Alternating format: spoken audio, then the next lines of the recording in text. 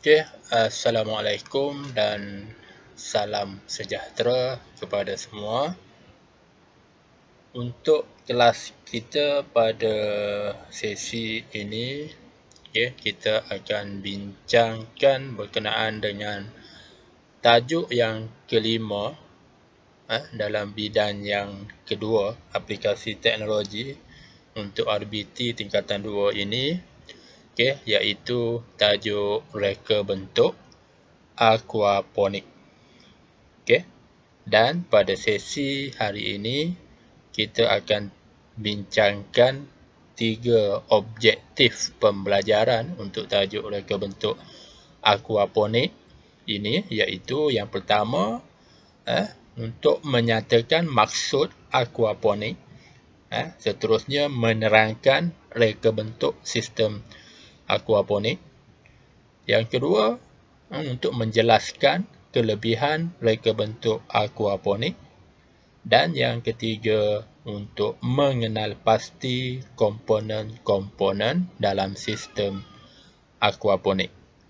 Okey, untuk tajuk reka bentuk aquaponik ini sebenarnya ada 8 objektif pembelajaran yang perlu pelajar kuasai. Tapi untuk sesi pada hari ini, kita akan bincangkan tiga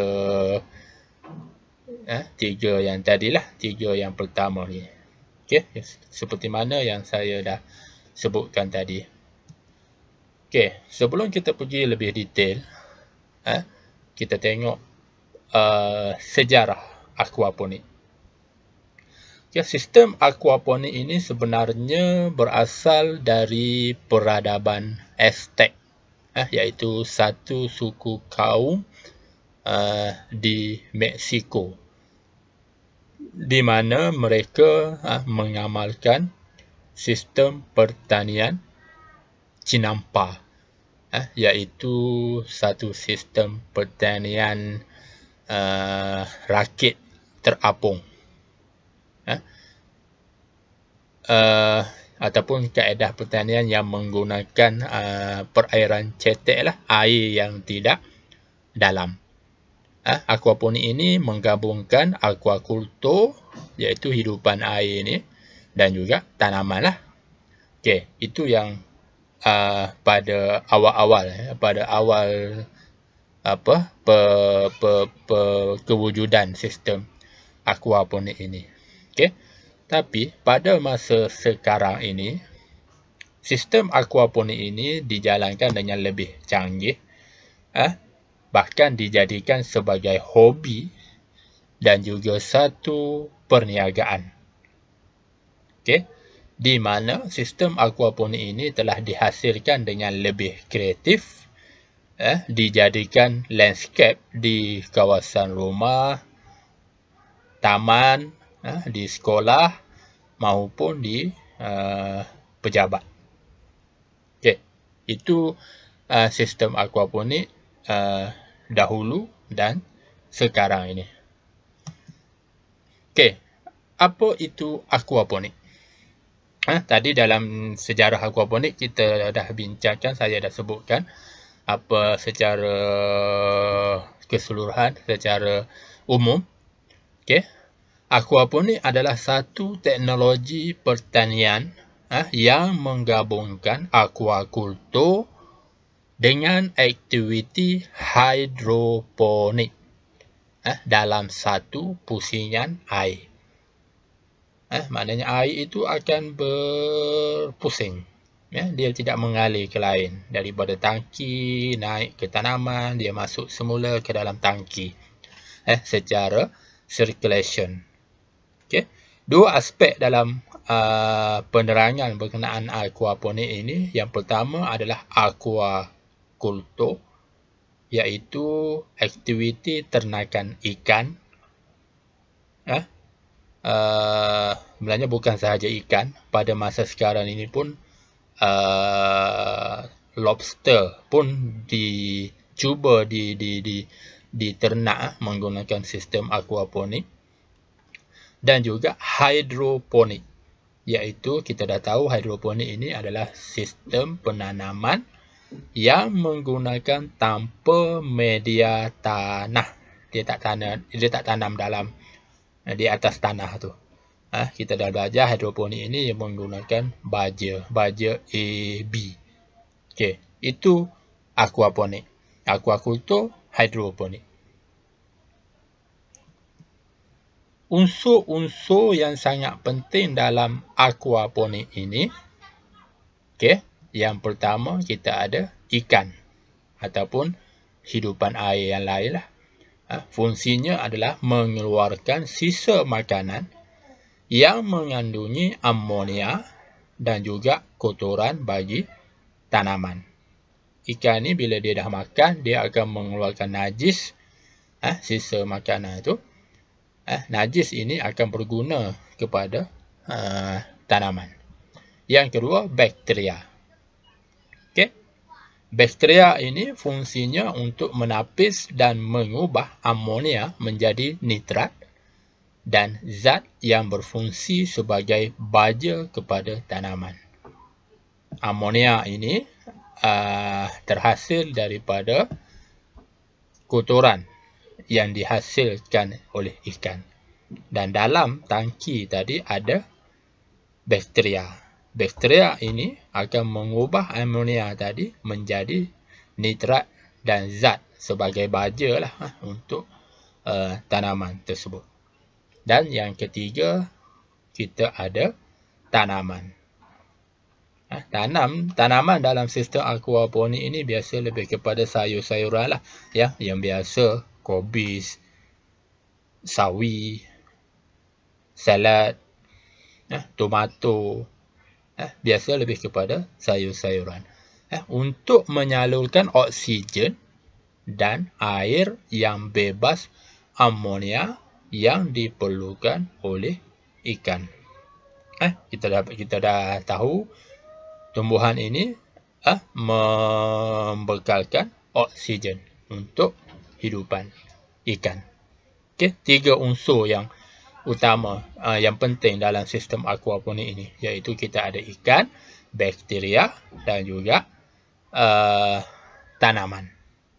Okey. Tujuan aquaponik. Kenapa dijalankan pertanian secara aquaponik ini? Yang pertama, mengekalkan kualiti air. Air tangki ikan tu, bila lama-lama ikan makan, dia mengeluarkan najis, air itu akan kotor. Tapi bila kita adakan sistem aquaponik, air dalam tangki ikan itu akan sentiasa bersih lah, sesuai untuk ikan terus hidup. Yang kedua, untuk mengurangkan kadar amonia, untuk mengekalkan kualiti air tadilah. Bagaimana kualiti air dapat dikekalkan? Dengan amonia di dalam air itu dikurangkan. Amonia terhasil daripada najis ataupun sisa-sisa makanan. Yang ketiga, menjimatkan ruang. Kita tak guna tanah yang luas untuk menanam dengan sistem aquaponik ini. Seperti kebun-kebun. Just di kawasan halaman rumah, di tepi balkoni pun boleh dijalankan sistem aquaponik ini. Dia begitu menjimatkan ruang.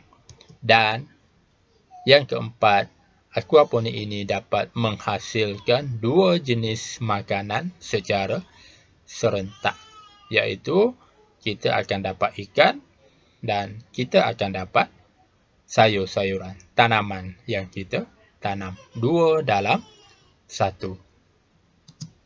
Okey, sistem kitaran aquaponik. Okey, kita tengok bagaimana sistem aquaponik dijalankan.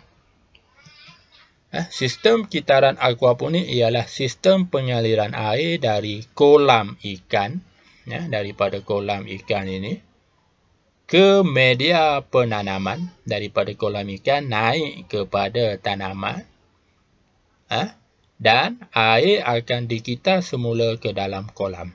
Dia daripada kolam ikan dia naik kepada tanaman, daripada tanaman, dia akan turun semula ke dalam kolam. Begitulah seterusnya dalam satu kitaran. Dan akan berulang-ulang, akan berterusan. Air dalam kolam ikan yang kaya dengan bahan organik itu akan diserap oleh tanaman. Ikan tadi dia membebaskan najis-najis, sisa-sisa makanan ini akan digunakan oleh tanaman untuk terus hidup dan membesar. Dan air yang mengalami proses kitaran aquaponik yang lengkap itu akan menjadi jernih. Okey, bila sisa kotoran tadi diserap oleh tanaman, kemudian air akan disalurkan semula ke dalam kolam ikan ini adalah air yang sudah bersih, air yang sudah jernih, kerana sisa-sisa tadi diserap oleh tanaman. Itu adalah kitaran. Bagaimana aquaponik itu berjalan. Okey, proses kitaran aquaponik. Tadi kita dah tengok dalam satu bentuk gambar aja. Okey, sekarang ini kamu tengok dalam buku teks, ada dalam buku teks. Tajuk ini muka surat 119. Yang pertama, ikan hidupan air ini akan menghasilkan amonia daripada makanan yang dimakan. Kadar amonia yang tinggi akan menjadi racun kepada ikan. Kalau air ini terlalu kotor, ikan akan mati. Okey. Tetapi dalam aquaponik ini, amonia ini, okey, kita guna pam. Pam air menarik air dari tangki ikan ke bekas tanaman. Daripada tangki ikan ini, air akan disedut, masuk ke bekas tanaman. Dan dalam air ini ada bakteria. Bakteria yang memecahkan amonia menjadi nitrit dan nitrat.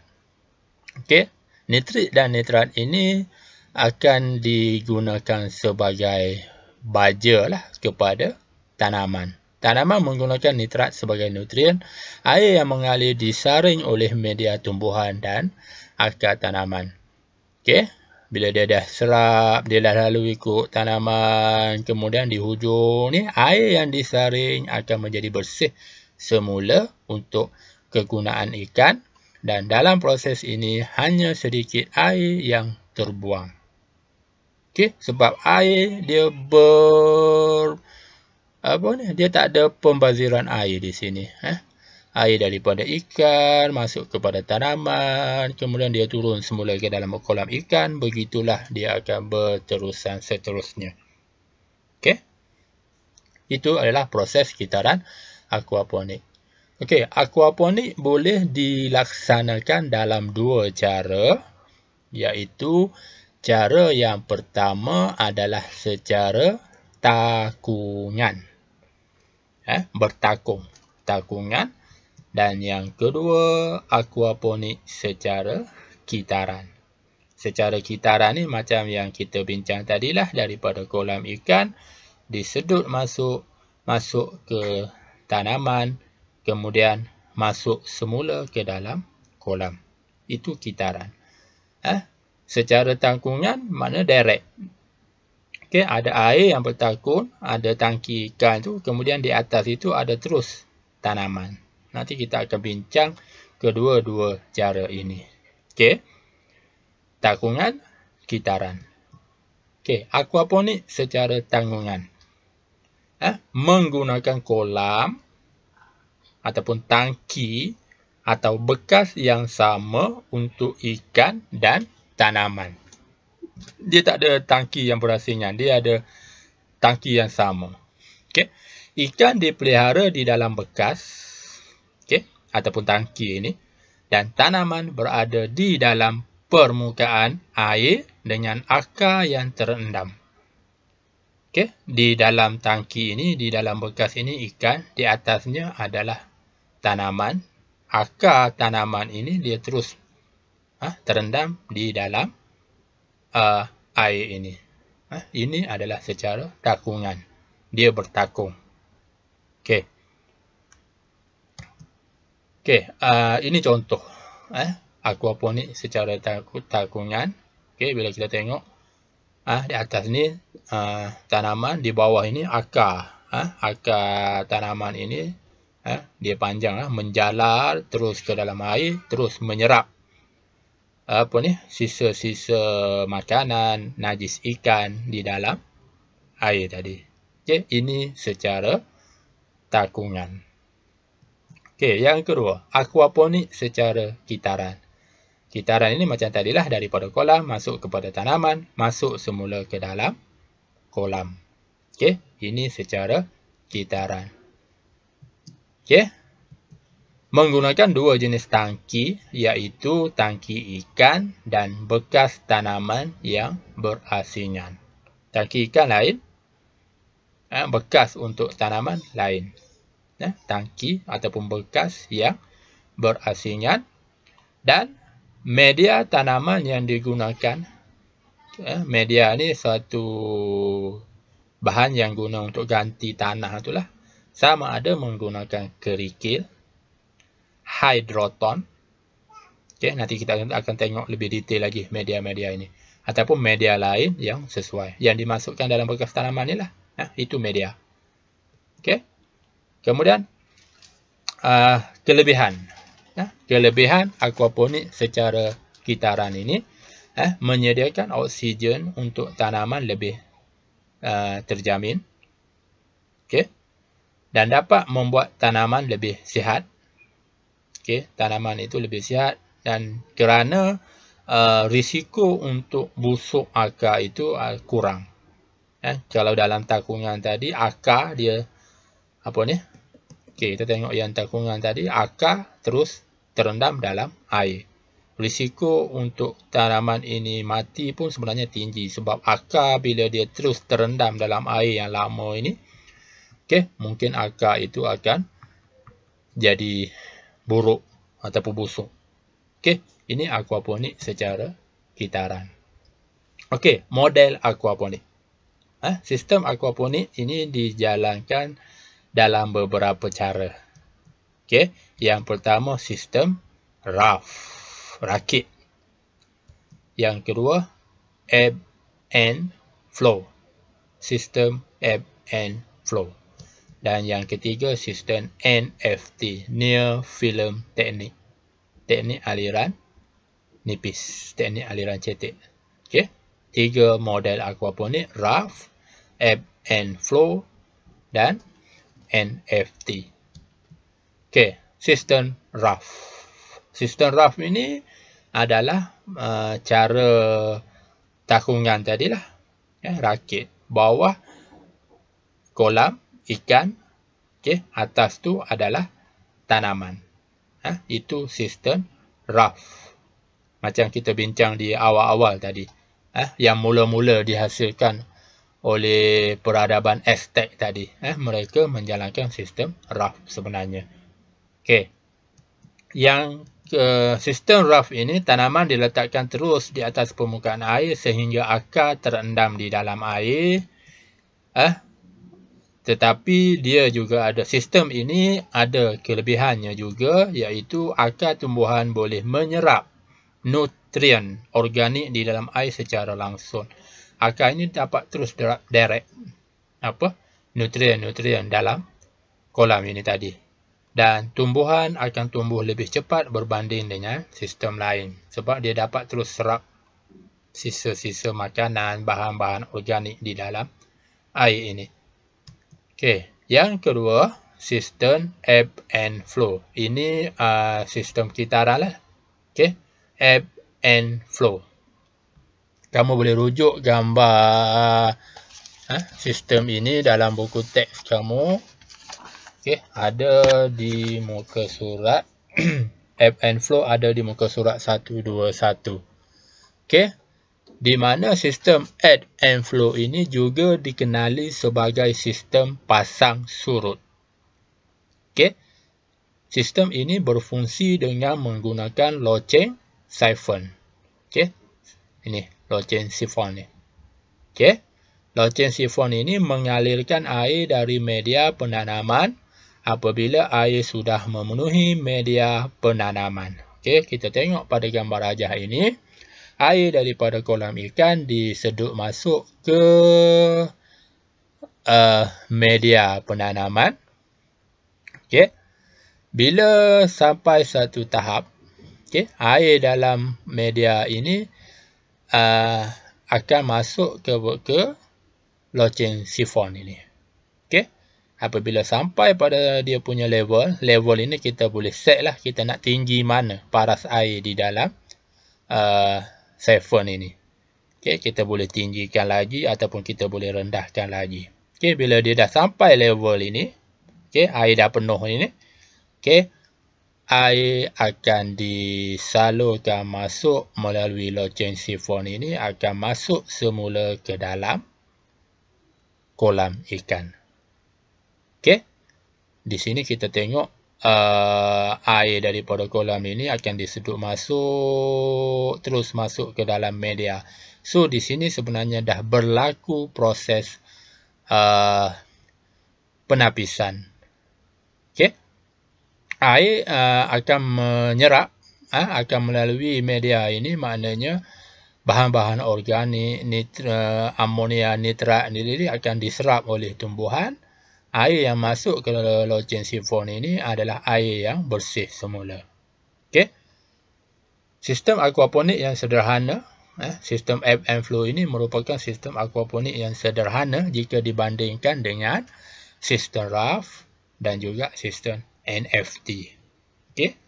Ini adalah sistem NFT, near film technique, di mana sistem ini hampir sama dengan sistem raft, tetapi dia tidak menggunakan media penanaman dan akarnya menyentuh lapisan air yang mengalir. Okey, dia lebih kurang sistem raft, tapi sistem raft tadi dia ada media penanaman untuk tumbuhan itu hidup. Lepas tu dia terus terendam dalam air. Tapi NFT ini, okey, dia tidak menggunakan media penanaman, tapi dan akarnya juga menyentuh lapisan air yang mengalir. Air yang mengalir ini dia tidak dalam. Okey. Air yang mengalir tidak boleh bertakung dan mengalir dengan cepat. Okey, air daripada kolam ikan disalur masuk ke dalam bekas tanaman ini dan air ini mengalir. Okey. Mengalir, dia masuk semula ke dalam tangki ikan. Sistem ini adalah air yang digunakan untuk mengairi tumbuhan adalah sedikit. Sebab air dia sedikit saja yang lalu ini. Dia cetek, dia tidak dalam. Dan boleh dibuat secara menegak. Nanti kita tengok contoh yang menegak. Dan sistem ini ringan dan fleksibel. Okey. Ini contoh sistem NFT. Okey, ini gambar ini saya dapat di Cameron Highlands ni, di Big Red Strawberry rasanya. Contoh sistem raft. Okey, ini sistem NFT. Okey. Ini NFT yang dijalankan secara menegak. Okey, mana air dia akan masuk ke atas ini, melalui atas ini. Kemudian air akan mengalir sampai bawah, dia masuk semula ke tangki. Okey. Okey, perbandingan ketiga-tiga sistem aquaponik. Okey, kajian ini telah dijalankan Wilson A. Leonard dan Brian W. Leonard. Okey, telah dijalankan kajian dan dibuat perbandingan antara ketiga-tiga sistem tadi. Okey, sistem raft, sistem ebb and flow dan sistem NFT. Yang pertama dari segi penambahan jisim tumbuhan itu. Penambahan berat tumbuhan. Okey, kalau kita tengok dia punya skala, sistem raft 2, ebb and flow 3, NFT 1. Raft ni terus rendam dalam air, ebb and flow ini dia menggunakan siphon tadi. NFT ni yang near film teknik tadi, yang hampir sama dengan raft tapi air yang mengalir. Kemudian pertumbuhan bebas pembesaran tumbuhan itu sama juga menggunakan sistem raft skala 2, ebb and flow skala 3, NFT skala 2. Yang ketiga, ciri dari segi oksigen terlarut, DO, penggantian air ataupun kekonduksian, hampir sama saja ketiga-tiga sistem ini. Dan ciri yang keempat, ikan, nisbah penukaran makanan kadar pertumbuhan tertentu, sama juga ketiga-tiga sistem ini. Okey. 2 baik, 3 ni yang terbaik. 1 sederhana skalanya. Okey. So, daripada kajian perbandingan ketiga-tiga sistem aquaponik ini, so maknanya kita dah boleh tengoklah. Okey. Dari segi 4 ciri ini, sistem yang mana yang terbaik untuk aquaponik. Okey, iaitu sistem ebb and flow. Okey. Dia ada 3, skala 3 untuk penambahan jisim dengan pertumbuhan bebas tumbuhan. Okey. So, kita dapat kenal pasti sistem ebb and flow adalah sistem yang terbaik untuk reka bentuk aquaponik. Okey. Seterusnya kita tengok kelebihan dan kelemahan sistem aquaponik. Okey, di mana sistem raft tadi, kelebihannya akar tanaman terus menyerap nutrien secara terus daripada air, tanaman dapat tumbuh yang lebih cepat, produktiviti sistem lebih tinggi, penghasilan lah. Okey, maknanya kadar penghasilan tumbuhan tu lebih tinggi. Tetapi kelemahannya dia terdedah dengan serangan bakteria, di mana akarnya terendam dalam air yang menyebabkan akar mudah reput ataupun busuk akar. Okey, sistem yang kedua, sistem ebb and flow. Kelebihannya, biji benih boleh ditanam terus pada media penanaman. Ebb and flow ni dia ada media dia dalam bekas tu, mana kita boleh letak terus biji benih dalam media tu tadi, pada media tu. Tetapi kelemahannya memerlukan bekalan elektrik secara berterusan. Dia memerlukan pengaliran air daripada kolam dipam masuk ke bekas tanaman. So maknanya kena ada elektrik supaya air itu sentiasa boleh terus disalur ke bekas tanaman. Penekanan dalam menyelenggara loceng sifon. Aspek yang paling penting dalam ebb and flow ini adalah loceng sifon ini. Maknanya dia perlu diselenggara. Contoh, lama-lama kalau kita tak selenggara, mungkin dia akan tersumbat. Okey. Yang ketiga, sistem NFT menggunakan kuantiti air yang sedikit, pam yang kecil digunakan. Okey, dia tidak pam yang digunakan tidak sebesar dalam sistem ebb and flow lah. Tetapi kelemahannya memerlukan penapis tambahan kerana media penanaman tidak mampu menapis. Kalau dalam ebb and flow tadi, air masuk ke media tadi, dia akan menapis dah di situ, baru akan diserap ke akan disalur ke tanaman semula. Tetapi NFT ini, air dia terus dia salur dalam batang payut dia itu. Okey, akar, hujung akar tadi akan menyerap. So maknanya penyerapan tu adalah tidak sebanyak dalam sistem ebb and flow lah. Dan penyemaian benih tidak dapat dilakukan secara terus. Mungkin kita perlu semai biji benih di media semaian. Bila dah cukup tempoh dia, baru kita pindahkan dalam bekas untuk bekas tanaman dalam sistem tadilah. Okey, ini adalah kelebihan dan kelemahan untuk ketiga-tiga sistem aquaponik ini. Okey. Okey, seterusnya kita pergi kepada objektif yang ketiga, iaitu untuk mengenal pasti komponen-komponen dalam reka bentuk aquaponik. Iaitu yang pertama, kita mesti ada tangki ikan. Tangki ikan ni maknanya tempat untuk kita pelihara ikan tu lah. Ikan ni sebagai sumber nutrisi bagi tanaman. Okey, dan tangki ini untuk pembiakan ikan. Ada macam-macam cara untuk digunakan sebagai tangki ikan ni. Okey, yang pertama kita boleh membuat daripada kolam simen ataupun kolah lah biasanya. Secara komersial ni menggunakan kolam simen, tapi dia punya ni lebih teliti lah, maknanya dia perlu waterproof, air tidak boleh menyerap keluar kalau menggunakan kolam simen ini. Okey, menggunakan akuarium yang biasa, okey, kolam fiberglass, okey, kolam fiberglass, kolam ikan biasa, drum plastik, menggunakan drum plastik, ataupun sekarang kita boleh guna juga polytank.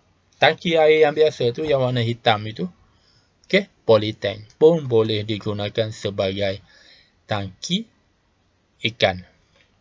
Okey, dan keluasan tangki ikan ini sebenarnya pun bergantung kepada jumlah ikan yang boleh dipelihara. Sebenarnya bergantung kepada keluasan kolam. Okey, di mana kalau ikut kajiannya, nisbah yang sesuainya, okey, tangki yang berkapasiti 100 gallon, okey, itu sesuai untuk 100 ekor ikan. Okey, dan ikan biasanya untuk aquaponik ini banyak yang menggunakan ikan tilapia biasa untuk aquaponik. Okey. Dan sekarang ini kajian-kajian individu-individu yang giat menghasilkan aquaponik ini cuba untuk membiak lobster sekarang ini. Bahkan ikan kelah pun ada yang cuba pelihara sekarang, okey, untuk ikan. Okey, tangki ikan. Yang kedua, bekas tanaman. Tadi kita dah tengok tempat untuk letak ikan lah, tangki ikan. Sekarang tempat ataupun bekas untuk meletakkan tanaman, ataupun biasanya disebut grow bag, tempat untuk menanam tanaman. Okey, dan bekas ini menggunakan alat yang dikenali sebagai auto siphon dalam sistem ebb and flow, auto siphon. Dan siphon ada pelbagai jenis, low chain siphon, U-siphon ataupun siphon terapung. Okey, bekas tanaman ini contoh dia menggunakan pipe, batang pipe UPVC. Okey, kemudian batang pipe ini contoh, batang pipe ini ditebuk mengikut saiz net pot bekas untuk letak tanaman itu. Okey, ini bekas tanaman yang biasa. Dan sekarang ini kalau kita tengok ini menggunakan rain gutter. Rain gutter yang untuk menyalurkan air hujan, biasa dipasang di tepi, di bumbung kan, untuk menyalurkan air hujan juga boleh digunakan, di mana rain gutter ini akan dipasangkan end cap di hujung kiri dan kanan ini, digam, maknanya supaya air tidak bocor, dipasang end cap di kedua-dua hujung, lepas tu dimasukkan media, pun boleh dijadikan sebagai bekas tanaman. Yang ketiga, media lah, media tanaman, berguna sebagai pemegang tanaman agar dapat tumbuh, dan media penanaman yang baik harus mempunyai ruang udara dan daya tahan supaya tanaman lebih subur. Okey, ini contoh-contoh media penanaman, media tanaman ada dalam buku teks kamu. Kalau kamu tengok buku teks ada dalam muka surat 124. Okey, kita ada batu kerikil. Batu kerikil di tepi jalan tu boleh digunakan sebagai media tanaman. Kita ada rock wool, perlite, hydroton. Ini yang banyak digunakan, hydroton. Antara media-media ini hydroton lah pada saya yang paling bagus digunakan sebagai media penanaman. Tapi kosnya agak lebih mahal berbanding dengan yang lain. Dan yang ketiga, kokopit. Kokopit ini banyak digunakan untuk hidroponik ataupun untuk vertikasi. Pun boleh digunakan sebagai media tanaman. Okey. Yang keempat, kita perlukan sistem perpaipan untuk menyalurkan air daripada tangki ikan ke tanaman. Perlu menggunakan sistem perpaipan. Sama ada pipe utamanya, sama ada menggunakan pipe PVC ataupun UPVC, ataupun juga boleh menggunakan pipe poly. Nanti kita tengok contoh ketiga-tiga pipe ini. Dan juga menggunakan penyambungan pipe ataupun fitting mengikut design yang kita buat, mengikut keperluan. Okey, ini contoh ini contoh pipe PVC yang warna kelabu. Ini pipe PVC, yang hitam ini pipe poly. Pipe UPVC ini yang warna putih ini. Ini UPVC. Okey. Dan juga contoh-contoh fitting yang kita perlukan. Contoh di sini kita siku 90 darjah pengecil, pala, rubber gomet. Okey, T kita perlukan siku 90 sama, siku 90 elbow, pala, T sama, T pengecil. Okey. Fitting ini mengikut design kita lah, macam mana kita nak sambung perpaipan tersebut. Okey. Okey, komponen yang keempat yang kita perlukan dalam sistem aquaponik ini adalah pump air ataupun submersible water pump. Okey, di mana pump air ini digunakan untuk memindahkan air dari tangki ikan ke bekas tanaman, dan pemilihannya adalah bergantung mengikut saiz tangki ataupun bekas tanaman yang digunakan. Okey, ini adalah satu contoh submersible water pump yang boleh digunakan dalam sistem aquaponik ini. Okey, di mana dia punya kuasa pump itu bergantung kepada saiz lah. Kalau tangki lebih besar, bekas tanaman lebih banyak, lebih besar, kita memerlukan pump air yang berkuasa lebih tinggi. Kalau ikut dia punya rate dia, kalau untuk contoh 100 ekor ikan tadi, kita memerlukan kapasiti tangki 100 gallon. Okey, pump yang sepatutnya yang digunakan adalah yang berkuasa 40 liter per minit. Okey. Nanti kita tukarlah, tengok biasa ukurannya dalam liter per minit ataupun berapa ribu liter per hour. Itu yang boleh digunakan untuk mengukur kuasa pump air ini. Okey. Dan yang kelima, kita memerlukan penapis. Okey. Untuk menyingkirkan pepejal, bagi memastikan kualiti air bersih, elakkan pump tersumbat.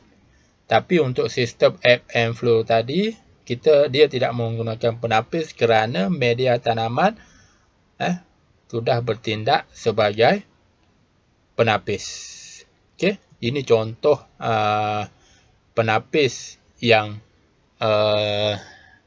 boleh digunakan dalam sistem aquaponik ini. Okey, yang keenam. Yang keenam, kita memerlukan pump udara dan tiub udara. Ramai yang beranggapan untuk sistem aquaponik ini tidak memerlukan pump udara sebabnya sudah berlaku kitaran air. Okey, tapi itu sebenarnya tak salah, tak cukup. Okey, dalam tangki ikan itu untuk ikan hidup membesar dengan baik, juga memerlukan pam udara untuk membekalkan udara dalam tangki ikan. Pam udara ini boleh sama ada menggunakan disambung direct pada plug ataupun yang menggunakan bateri, dan sekarang ini ada pam udara yang menggunakan kuasa solar untuk lebih jimat. Okey, ada pam udara, dia ada dua-dua yang menggunakan punca kuasa elektrik, dan juga dia menggunakan bateri untuk standby jika berlaku masalah bekalan elektrik terputus lah. Okey.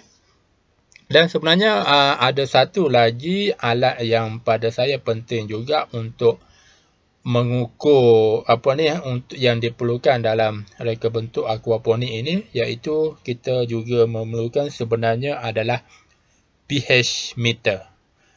pH meter ini kegunaannya kita nak ukur nilai pH dalam tangki ikan itu pada masa-masa tertentu. Sebabnya untuk ikan itu hidup dalam tangki itu, nilai pH yang sesuai adalah di sekitar 6 hingga 7. 6 hingga 7. Maknanya pH itu dia tidak boleh terlalu tinggi. Kalau tinggi itu maknanya dia dah lebih berakali lah, akan menyebabkan ikan itu mati. Dia juga tidak boleh terlalu rendah. Kemudian kalau kita tengok nilai pH itu dah terlalu tinggi, ada yang kita boleh gunakan. Kita boleh masukkan bahan tambahan lain lah untuk menurunkan nilai pH itu. Ataupun kalau secara manual kita nak turunkan nilai pH tersebut, kita perlu buang 2/3 air dalam tangki ikan itu, dan kita gantikan dengan air yang baru 2/3 jugalah, untuk menurunkan nilai pH itu. Dan dalam aquaponik ini, kualiti air itu sebenarnya amat penting untuk ikan hidup dengan baik. Dan aspek yang menjamin kualiti air itu ada 3, iaitu kandungan oksigen lah. So sebab itu kita menggunakan pam udara. Yang kedua, nilai pH air itu. Kita menggunakan pH meter, ataupun ada yang dia suka menggunakan dia macam kertas litmus lah, air yang boleh dia bertukar. Lepas tu dia tengok color air tu, dia compare dengan dia punya nilai pH tu. Tapi bagi saya pH meter lah lagi senang. Kita boleh dapatkan terus berapa bacaan. Dan yang ketiga adalah suhu air tersebut.